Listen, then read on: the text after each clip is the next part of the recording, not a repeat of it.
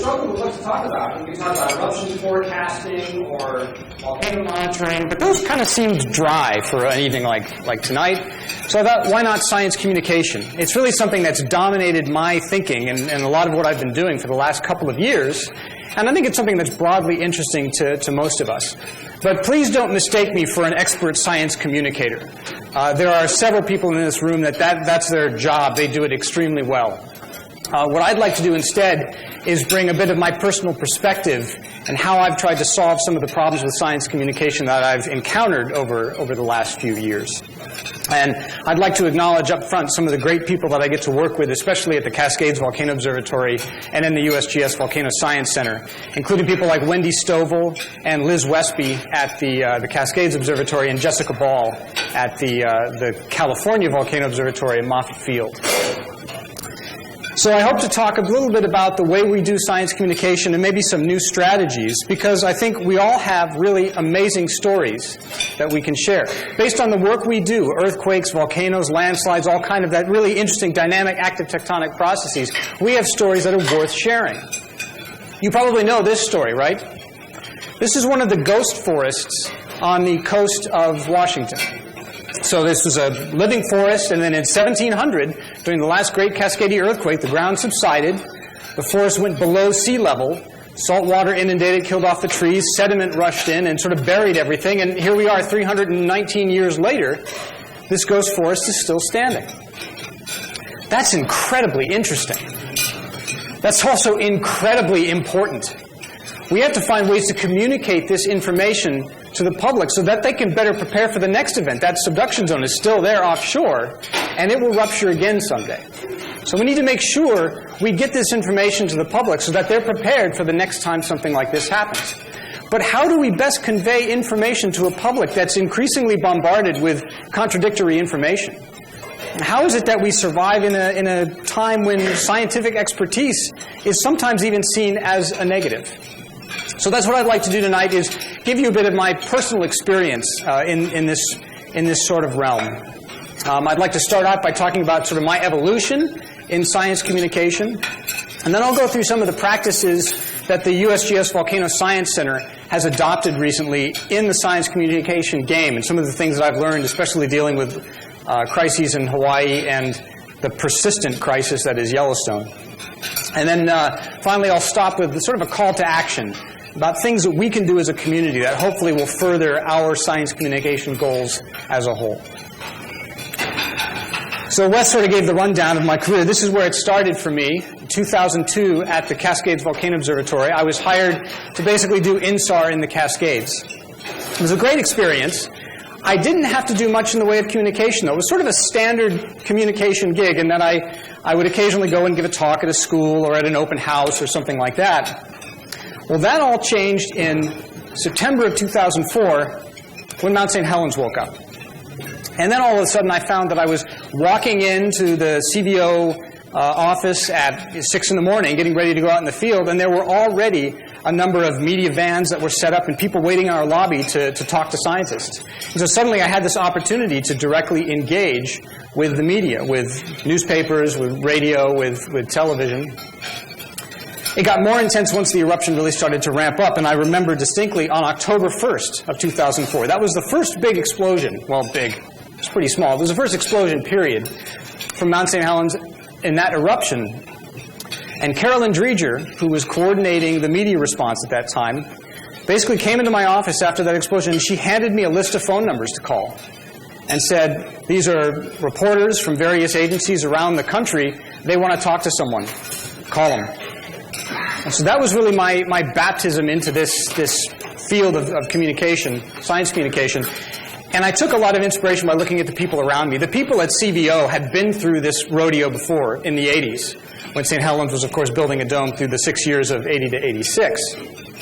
And by watching them, I learned sort of the way you communicate with the public, the way you talk with folks that are on the radio or on television, the way you interact with reporters who want to hear what you've just done. So it was amazing to see them just sort of know exactly what to do. So I took an awful lot from that experience, and then in 2005, I moved out to the Hawaiian Volcano Observatory. There's Wes. It's amazing how he manages to look tall in that photo.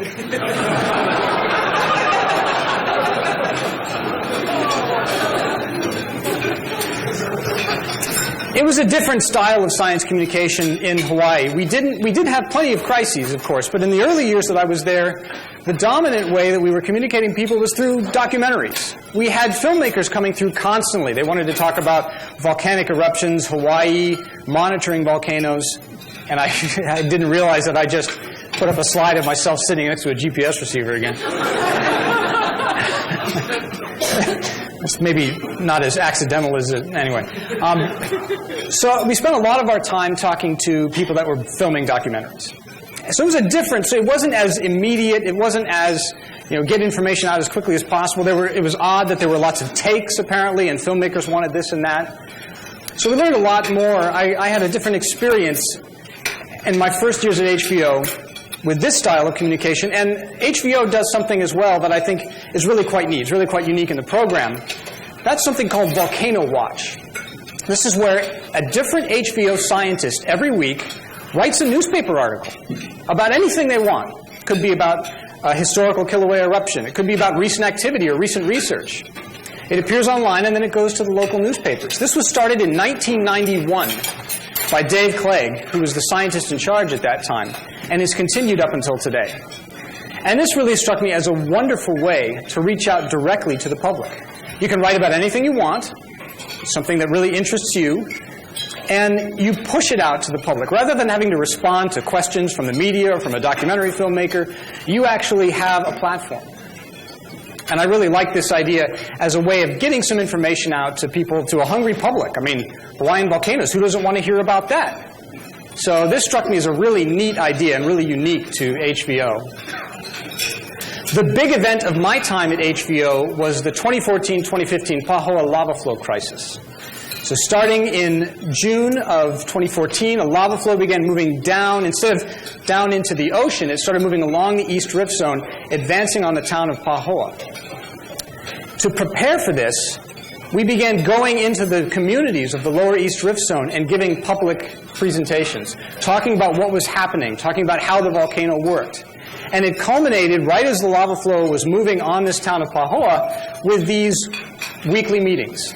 This is the Pahoa High School Gymnasium, and there were upwards of 600 people there every week. I think it was the most impactful time in my career because what I did actually really mattered in a really practical way to a lot of people. We had usually a lecture by one of the scientists from HVO who talked about the activity of the last week and what we suspected might happen in the coming week. And it really taught me a lot how to interact with the public. After the presentations, many of us would hang out by these maps, and we would answer questions until they were all answered. We learned a lot about trying to be empathetic with people. I had someone walk up to me and point to where they lived on a map and say, am I in danger? Is my house in danger? And of course, if you follow the projected flow path, their house was right in the path of the flow that was moving towards them. Fortunately, it didn't impact their home, but it's a difficult thing to have to tell someone, yes, if the flow continues the way it's going, this is going to probably impact your house. So there was a lot here to learn about being empathetic, trying to really connect with people, and answering every question, not trying to dodge anything, not trying to sugarcoat things. So this was a really formative period, not only for myself, but I think for the entire Volcano Science Center in how we did science communication. I moved back to the Cascades Volcano Observatory in 2015. There's Wes again, front and center. I moved 3,000 miles twice. Still, I can't shake him. But there were two events that happened shortly after my return to CVO that really shaped my own personal philosophy and practices when it came to science communication. The first is that I succeeded Jake Lowenstern as the scientist in charge of the Yellowstone Volcano Observatory. And second is the 2018 eruption in Kilauea, the summit collapse in the lower East Rift Zone lava flow. Those two events, and comparing them to everything that I'd been through in the years before, really taught me that the landscape of science communication has totally changed. It's not just about giving interviews anymore with the media. There are a lot of tools out there now that allow for really direct communication with the public. That's got its pluses and minuses. Unfortunately, it's allowed for some opportunities for people that like to convey misinformation to flourish. My own approach to this problem has been to be proactive. I think we've ceded too much territory to a lot of these people.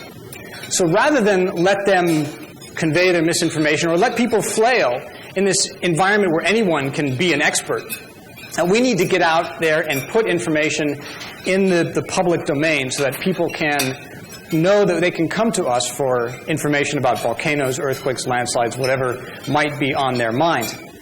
I've also developed a philosophy, and maybe this is just belief, but it's what drives me, that there are a lot of people that are undecided out there. You know, it's not that they're stupid. It's that they just don't know. They don't have time to sit down and study earthquakes and landslides and volcanoes like we do. So they just go out and try to get the quickest information they can.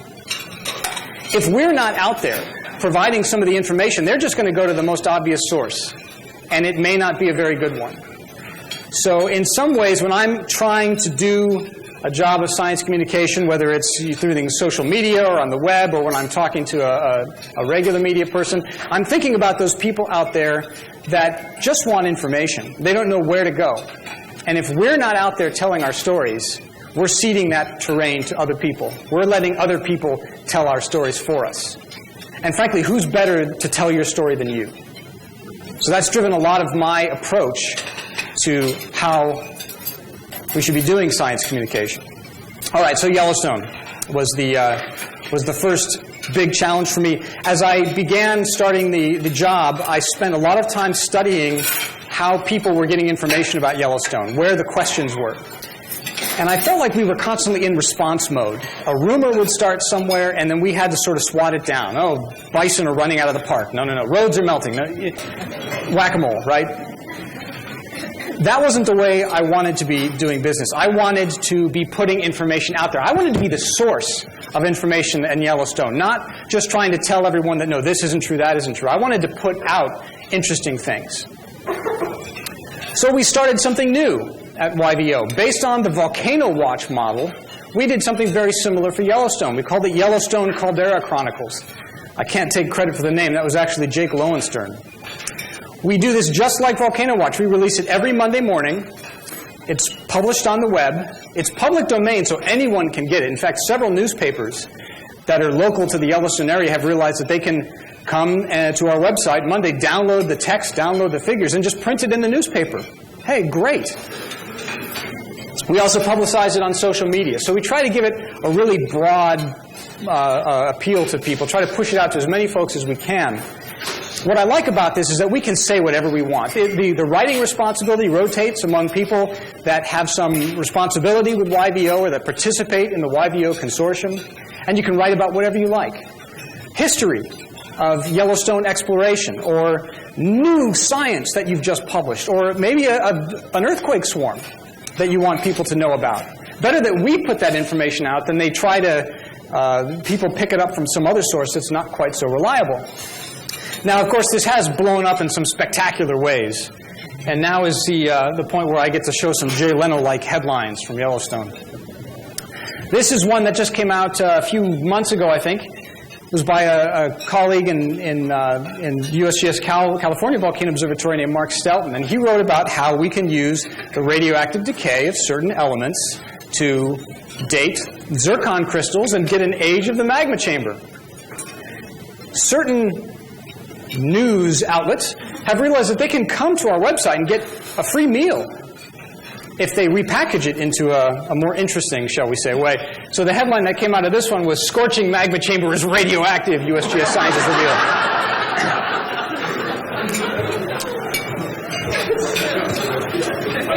I suppose that's true.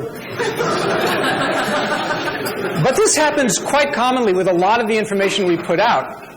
This is an all-time favorite. In fact, this is from work that Peter Nelson and Steve Grand did, and I was just talking with Peter about this today. Of course, this work came out right about the time that immigration debates were really heating up.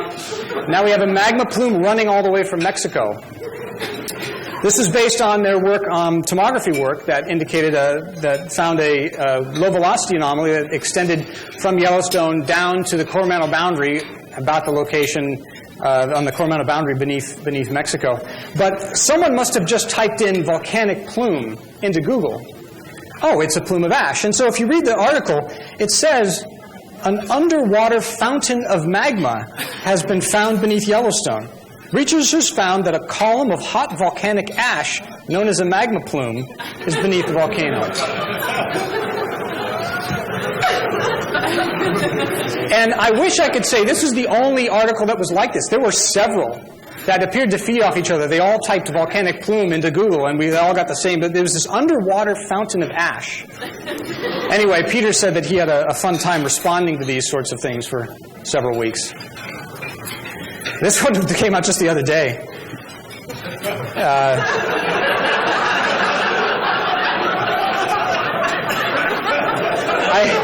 I like what Ken says. It says Yellowstone volcano scientist Ken Pierce warned of heavy breathing occurring below the caldera, but he admitted he did not know what it was.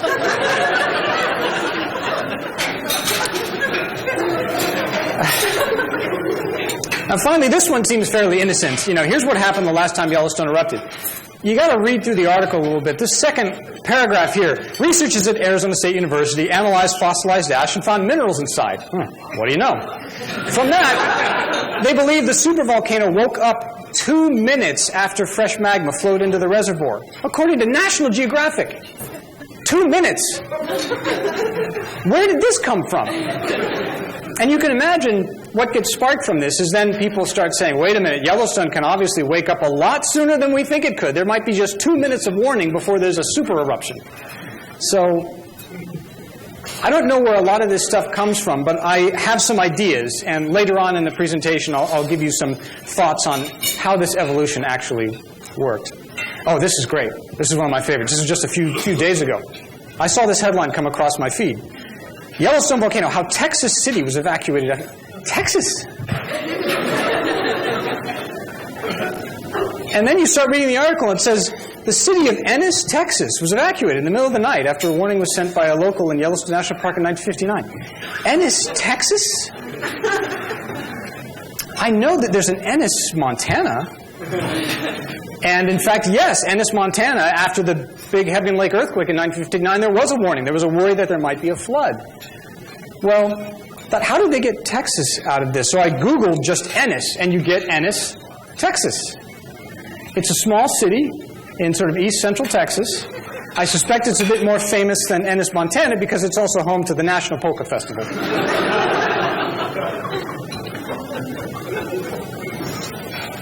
It's funny, too, how these things come circling back to us in very creative ways.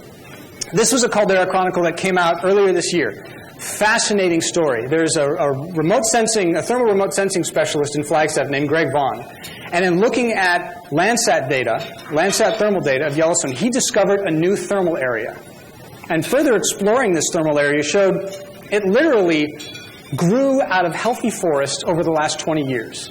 Really amazing stuff. Really neat to just see in air photos over 20 years this thing grow from healthy forest to a white, chalky thermal area. And so we thought, this is perfect. This is just the kind of thing we want to use Caldera Chronicles for, to let people know about this really neat stuff, because otherwise it'll appear in a journal sometime in a few years, and you know, we sort of lose the ability to really share exciting new science as it's happening. So we put out this Caldera Chronicles. It was picked up by the sort of fringe media, of course. Why are Yellowstone dying? It's been growing for 20 years. But it was also picked up by a number of bigger outlets, like the New York Times. Forbes did an article on it. And they did pretty nice articles on all of this. Well, all of this attention, of course, then gets a buzz going, and some of the conspiracy theorists get a hold of it. And they put out videos like this one, Is Something Brewing? The title down here, if you can't read it, says USGS. Geologists discover a new hotspot in Yellowstone Volcano. This particular one was viewed by 33,000 people. And then I started getting emails. Why are you trying to hide this thermal area? Why won't you tell us about it? I went, who do you think told him in the first place? At least, though, I could go back to Caldera Chronicles and say, actually, we're the source of this information. If you'd like to read the real story instead of the horribly mangled one, just go to our website. Oh, and by the way, we do this every Monday. You can always learn something new here. Sometimes that goes over well, sometimes not so well.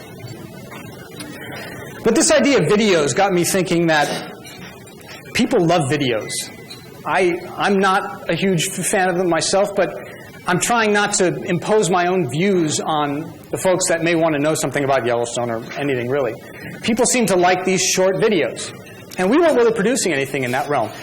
When we do our Yellowstone monthly update, that's what it looks like. This boring text box right there. We have to talk about recent work in news, seismicity, ground deformation. Not all that exciting. So a few months ago, we started to do monthly video updates.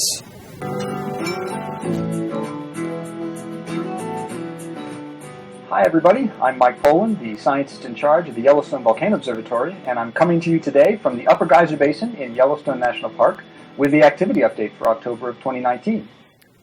It gives us a chance to connect with people in a slightly different way. We talk about where earthquakes are located and how many earthquakes might have occurred over the past month. We look at geodetic data, GPS data, and we can talk about, for example, there's an offset here because the antennas were replaced, and explain why the time series looks the way it does. We look at geyser activity. This is a profile of temperatures from Steamboat Geyser and how many times it erupted and so forth, which is of great interest to folks these days. And then we always end it by basically saying, thanks for watching, we'll be back next month, and here's a place you can contact us for more information. We can post this to some of our normal social media feeds, but we're not really getting a new audience. But when the USGS social media team started placing this on YouTube, we were getting at least 20,000 views a month. It was a way we reached an entirely different audience, and I've started getting now emails from people that I didn't expect, were ever going to see the sorts of things we did on Facebook or Twitter or whatever. So this really taught me about the diversity of your communication approach. You can't just stick with the web. You can't just stick with one or two platforms. There's a lot of people out there that use different ways of seeing information. People like videos, people like YouTube, and actually YouTube has started downgrading conspiracy theory videos and replacing them with videos from trusted sources. So now, if you go to one of these crazy Yellowstone doomsday prepper kind of videos, in the suggested, like, you should watch this, you get the official YVO update video as well as a suggestion. So we're reaching an entirely different audience by doing this, and it's frankly not that much work to put one of these together. There's still a lot more to do. And this became apparent in the Ridgecrest earthquake time period because suddenly people started asking the question, is Yellowstone going to erupt because of this magnitude 7? Because, there's never been a magnitude 7 in the western U.S. before. So naturally, of course, Yellowstone would erupt. So I typed this into Google myself. Is Yellowstone about to erupt? That's the little drop-down you get for the quick answer. And the quick answer says it will erupt again. Scientists are certain, and the U.S. Geological Survey has now revealed when the next megablast will go off. Really? It's a tabloid. That's the #1 answer to when will Yellowstone erupt on Google. A tabloid article. There's clearly some more work to do, and I'm not entirely sure how to fight that except by continuing to push out content and maybe reorganizing our website in such a way that we can be a more trusted source than the Daily Express. The next thing I'd like to talk about is the response to the 2018 Hawaii eruption. So contrary to what Wes said, I was not a big part of this eruption response. My contribution was really in terms of the media.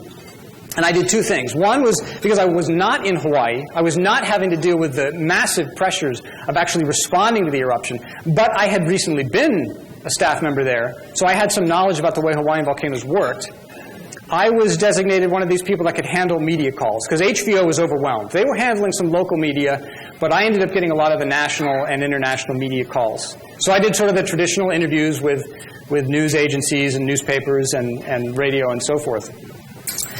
And after that faded, and it faded, there were little spikes here and there when there were changes in activity, but it became apparent that the USGS social media sites were seeing a tremendous amount of traffic. And that we needed to have a bigger response there, people helping to answer questions. Now, I'll preface this by saying I am not a social media guy. I don't have a personal Facebook page, personal Twitter page. I have resisted wanting to do that sort of thing. But it doesn't matter what I think or want to do. People use this. People use social media. Whether we like it or not, people get a tremendous amount of news from social media. You've probably seen these statistics before. The number of people that get news off of social media is a quarter to a half of the population. I mean, I tended to not believe this when I heard it myself, but then I would start poking around in the comment fields of some of these videos just to understand what people were confused by. And I'd see people going to conspiracy theory videos and saying, oh, you know, you're the only person I go to for news now. Well, we can't cede that ground to people that would misuse it. Facebook, YouTube, and Twitter seem to be the main places that people go for news. But happily, a lot of people also get science from social media. Something like 26% of people follow a science page.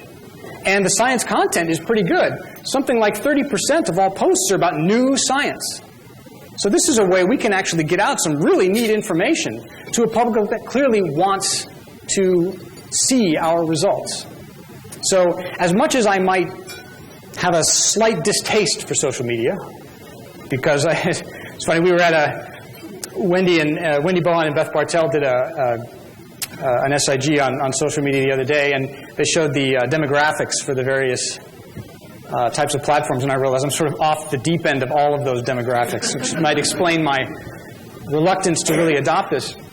But we needed to be out there answering questions. So before the Kilauea response, we basically had two people handling USGS Volcano social media. We had a Facebook page and we had Twitter as well. Once the Kilauea response got going, we had to ramp up to 5 people, more than 5 people in some cases. We were doing many, many posts a day. We were spanning 18 hours. We always had someone watching so that when questions came in, we could answer. Because we realized we were not just answering questions from somebody in Massachusetts. We were answering questions from people that were there in Hawaii. And they had questions about what was happening. I felt an earthquake. I noticed this particular tilt signal on the HVO website. Can you explain it to me? So we were able to directly interact with people right there who were feeling the effects of the eruption. We did it 7 days a week, and thanks to time zones, we were able to cover about 18 hours a day. Our strategy for social media was pretty simple. We answered all the questions, every one of them. We would build frequently asked questions based upon the questions we saw, but were obviously the most frequently asked, and we put them on a website somewhere. We could use those as reference materials in the future, because of course the same question was asked again and again and again. And so by establishing a website, we could then begin to point people to these places. We initially provided new photos and videos multiple times a day. We tried to provide really unique content. And that's an example right here of one of the things we put in there. This is a sequence of Cosmos SkyMed amplitude, radar amplitude images showing the collapse of Kilauea's summit. This is not something that the public is going to see anyplace else. So it's a really unique, interesting thing that we can put out there and share with people and say, here's what we're looking at. We're sharing the actual data that we're looking at with you. We even put some interferograms out there. And it took people a little while to get the nuances of some of the interferograms and interpreting them, but people showed an ability to learn. In fact, the response on social media paralleled in many ways my experience with the response to that Pahoa lava flow crisis, where we answered everybody's questions. And people showed an incredible ability to learn, which really shocked me.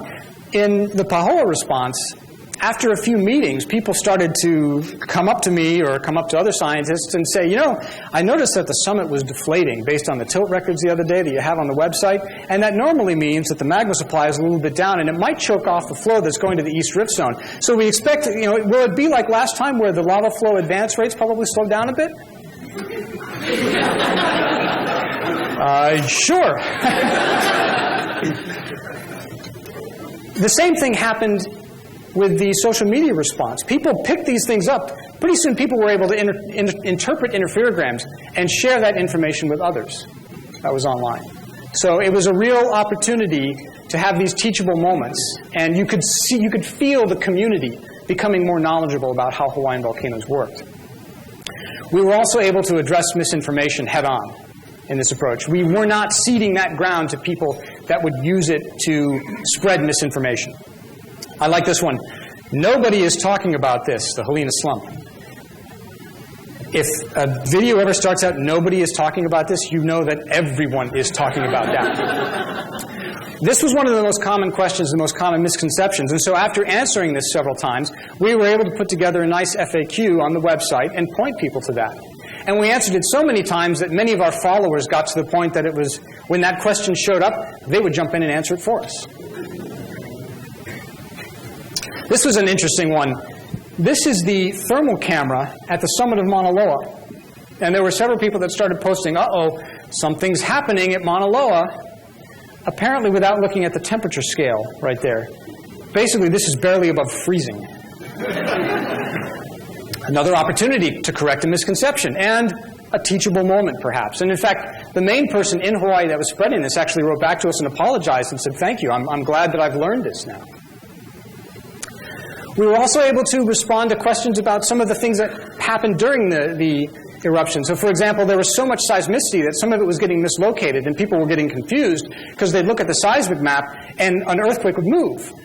And maybe there would be looked like there was an earthquake on Mauna Loa, but it was mislocated and it would be gradually moved. We were able to explain that directly, why that was happening, as part of our social media response, rather than waiting for someone else to say, aha, see, you're hiding earthquakes, Mauna Loa is heating up, there's earthquakes there that you're deleting. No. Here's what's happening. Some of the things were a bit more difficult to dispel than others.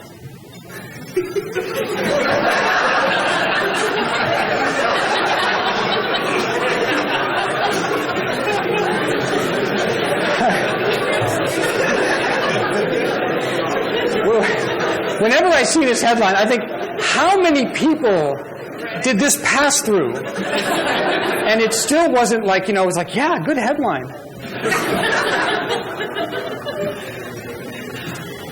And in fact, another time that I remember this happening, as a bit of an aside, was the Agung eruption in 2017 in Indonesia.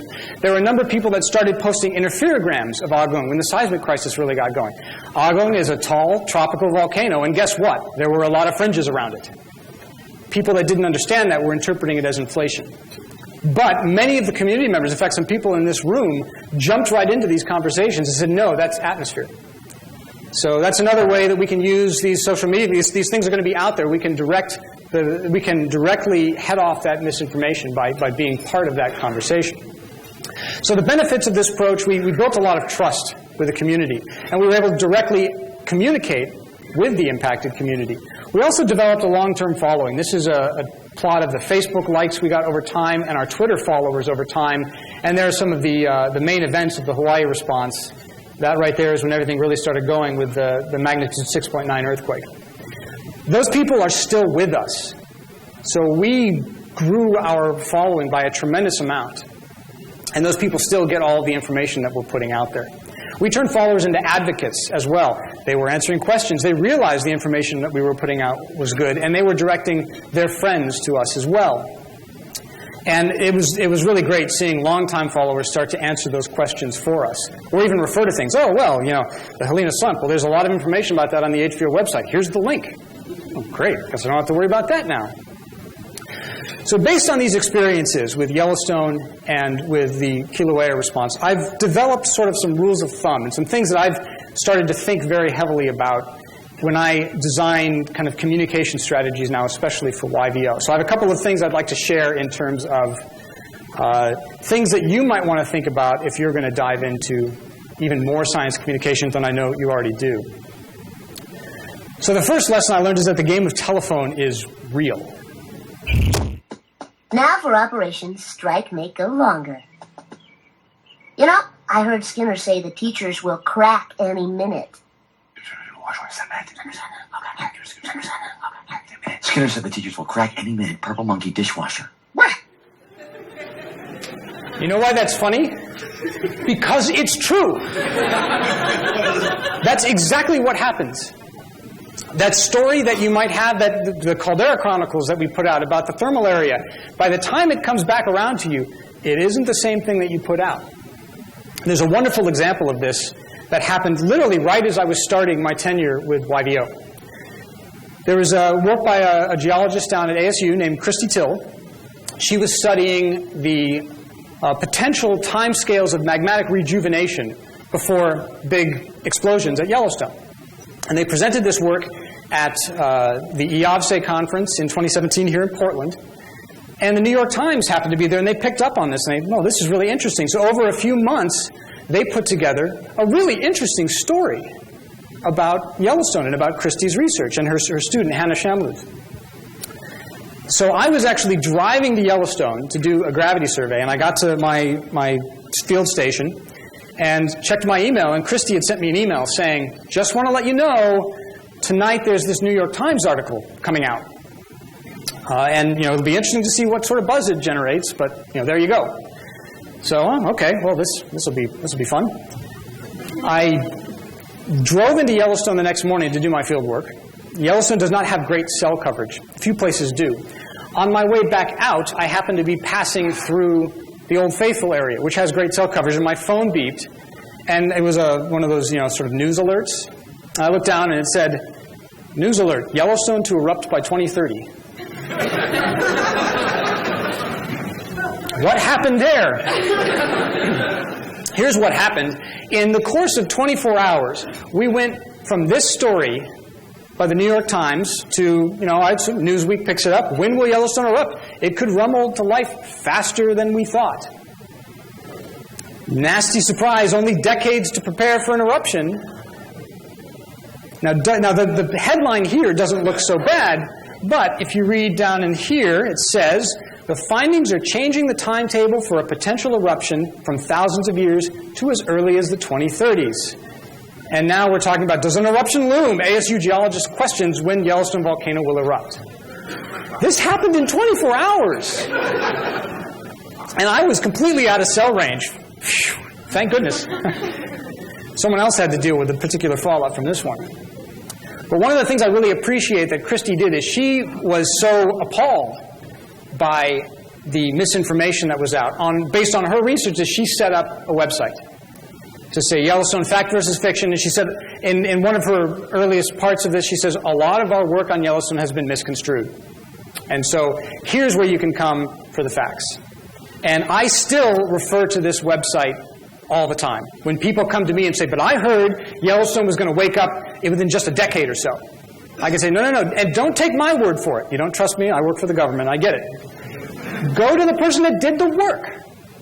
So this was enormously helpful to me in the response, and I think it was a really wonderful way to interact with the public who are starting to see these things, and they can go directly to the scientists that did the work. They can go straight to the source and get the real story. The first thing that's reported on is one that's most remembered. So there was a JPL scientist that had written a report, sort of did a back-of-the-envelope calculation and decided actually the biggest threat to humanity was not an asteroid impact, it was actually a big super eruption. And how could we solve this problem? Well, if you have a certain volume of magma that's a certain temperature, you could drill into it and pump water into it for, it was like 10,000 years, and eventually cool it off. This started, of course, to go, well, what happened was, after some supervolcano sort of news came out, the JPL scientists sent this sort of concept idea, which actually had a report to it, to the BBC. And of course, from there it went, NASA's got a plan. NASA's going to save us. NASA's ambitious plan to say, this is still, and I love this, by the way, Apocalypse Week. We had a Shark Week, we might have an Apocalypse Week.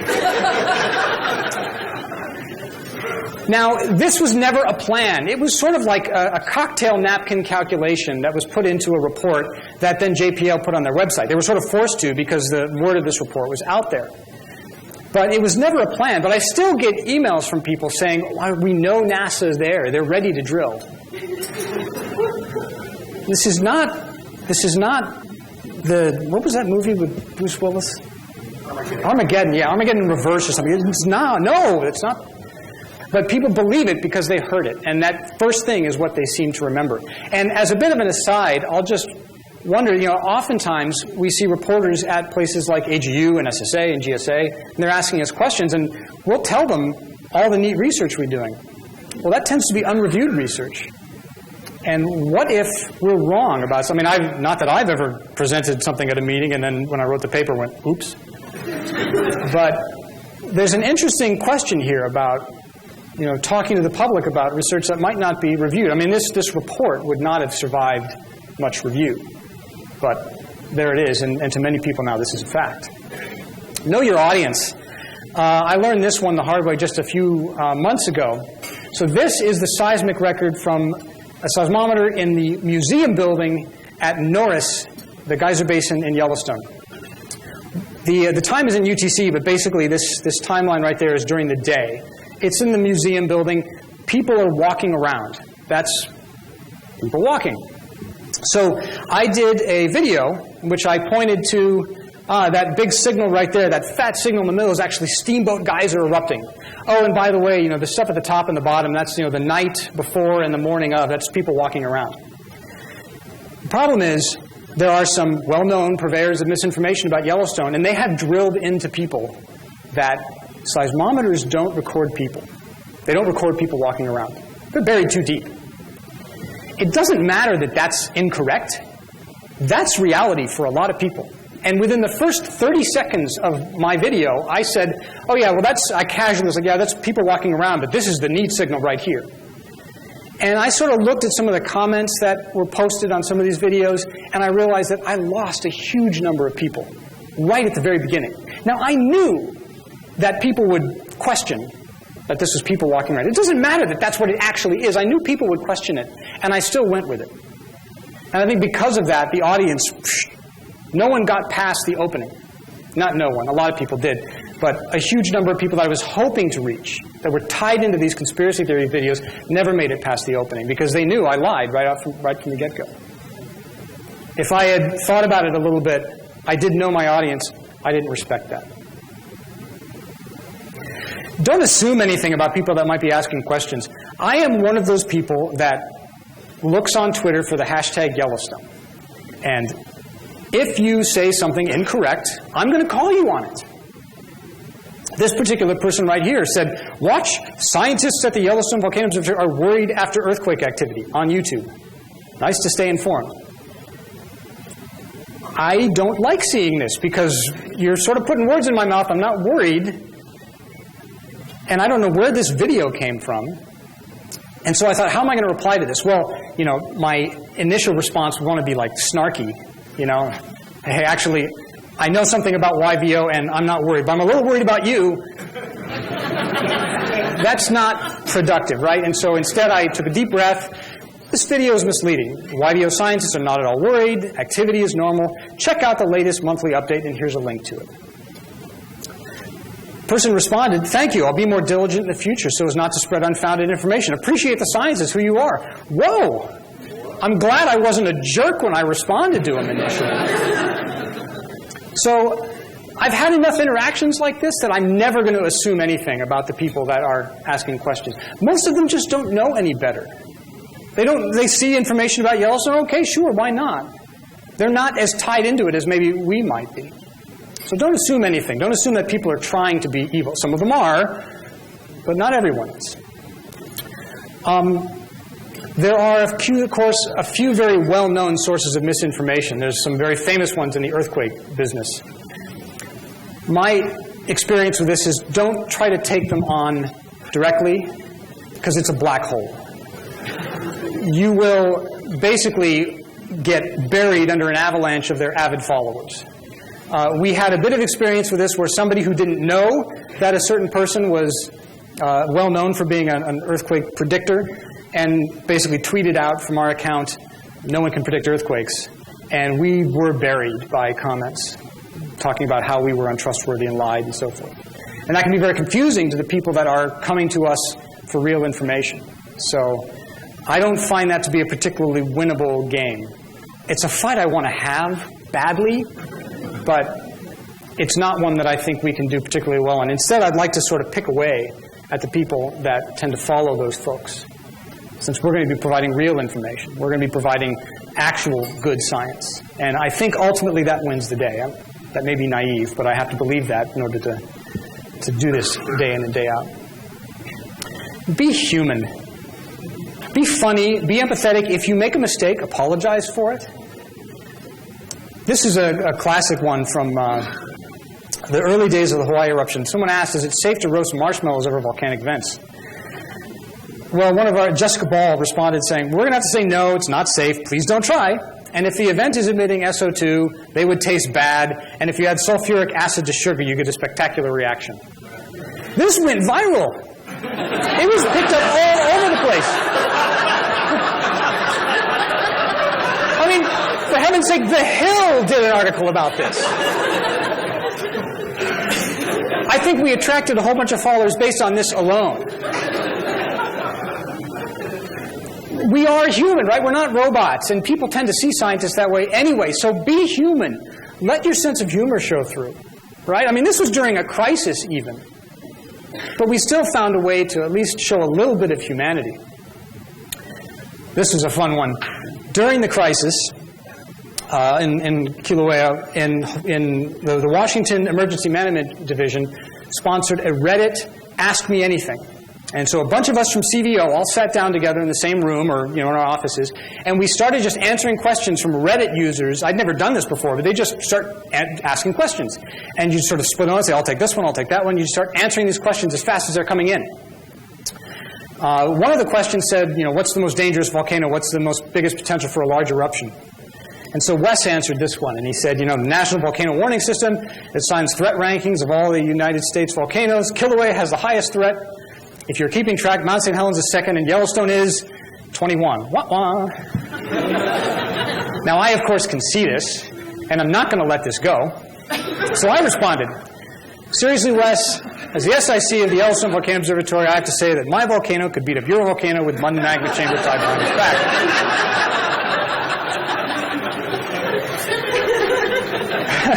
Wes being Wes, that may be true. But when I'm not moonlighting for Kilauea, I have a lot of volcanoes, and the sheer number will overwhelm you.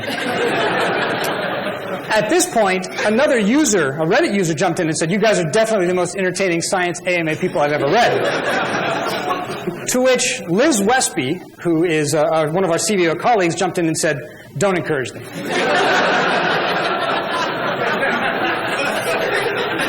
This was the most liked part of that entire thread. And frankly, I had fun with it. I enjoyed it. And I think the people that were watching it did too. So be funny. Be human. It works. It makes your job a lot more fun, and people obviously tend to enjoy it. And finally, be honest and answer all the questions. This is sort of obvious, right? I mean, be honest. If you don't know the answer, you don't know the answer, and that's okay. I think in the end, honesty and an honest attempt to answer all of these people's questions will win the day. And we had just all kinds of positive feedback from the response at Kilauea because of that sort of approach. Like the bottom one said, thanks for working to counter the disinformation. In the age of social media, I imagine it's like trying to push a whale off a beach alone on one leg with both hands tied behind your back. Yeah, if only it were that easy. All of this is important because that Kilauea response, the Ridgecrest response, that's going to happen again and again and again. And it could get a lot bigger than anything we've experienced. Imagine if Mount Rainier started showing signs of unrest. Maybe months of unrest. At least with an earthquake, it happens and then you sort of have this tail out. But what if we have a buildup of several months and then Rainier starts to erupt? And it's a low-level eruption that lasts for months or years. We're going to be absolutely inundated in all forms of communication, whether it's traditional media, social media. And this is where I think we as a community can really do a lot together. Now, obviously, depending on where a crisis is or what it is, there will be an official response, an official hazard response, and no one should get in the way of that. But there's a lot of expertise, for example, in this room about volcanoes and earthquakes. And people can help out. We can mutually support one another. Now, you don't have to work for the USGS Volcano Science Center to explain why Rainier is located where it is, or how lahars work, or what the earthquake danger might be. So in future crises, I see real opportunities for all of us to mutually support one another. And it actually doesn't even have to be during a crisis. If you happen to notice a colleague is having a conversation with someone on social media or any place really, you can jump in and support that colleague. This is something I do all the time with respect to Yellowstone. People just don't quite trust me because I work for the government, and I get that.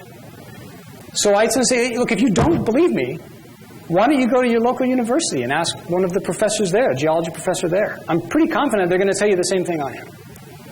So I think the next crises especially provide an opportunity for mutual support. And we have all the expertise we need in this community. So I'd like to sort of end this with a call to action, that we do more with science communication. There's already a number of you that are really, really good at this. But I think we can start to interconnect ourselves a little better. Rather than being little independent pods of information, we can begin this idea of mutual support. And I wouldn't just say, I'm not telling you to go out tonight and join Twitter or something like that. Do something that you want to do. It's not for everyone. I still have doubts about it a lot. So you got to do something that you're going to enjoy. If it's not social media and answering the same question again and again and again, maybe you'd like to make a video about something. I mean, Iris and UNAVCO do this really, really well. I mean, Beth and Wendy are experts at this. I refer to a number of the Iris and UNAVCO videos all the time when I get questions about how certain types of volcano monitoring work.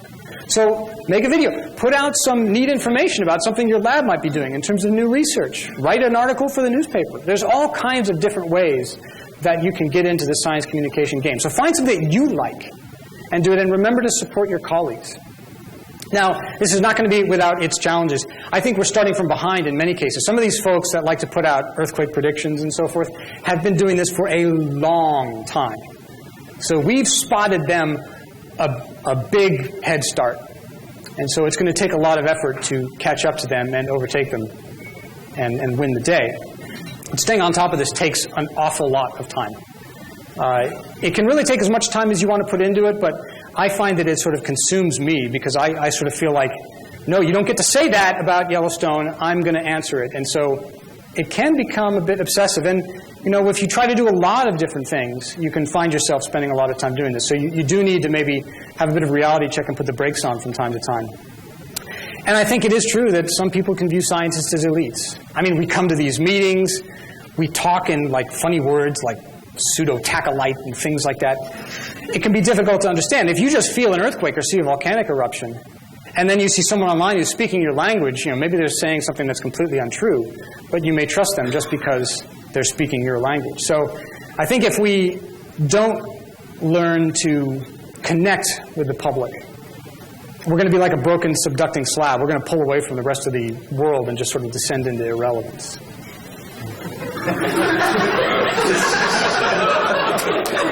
I worked on that one.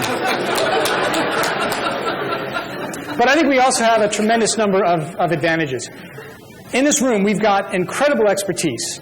And we come from institutions with different background missions. And so this idea of mutual support is pretty neat. And if you don't, I mean, I think about this with Yellowstone. If you don't trust the USGS, go to the University of Utah. Go to UNAVCO. Go to the University of Wyoming. Go to one of the state geological surveys of Wyoming, Idaho, and Montana. Go to the National Park Service. That sort of mutual support is invaluable. And guess what? Science is on our side, right? We're the ones putting out all of the really neat new studies and neat information. I mean, that's the best benefit of all. And what we do is super interesting, right? I mean, there's constantly documentaries about earthquakes and volcanoes and landslides and floods and all kinds of geologic disasters. There wouldn't be all those documentaries and all those. I mean, the Express would not be doing a daily headline about Yellowstone if people weren't clicking it. And what we do is really, really important in terms of preparing people for living on this planet. And we only got one. So I hope that was entertaining. I hope maybe it was a little bit inspiring. And thanks very much for having me here tonight.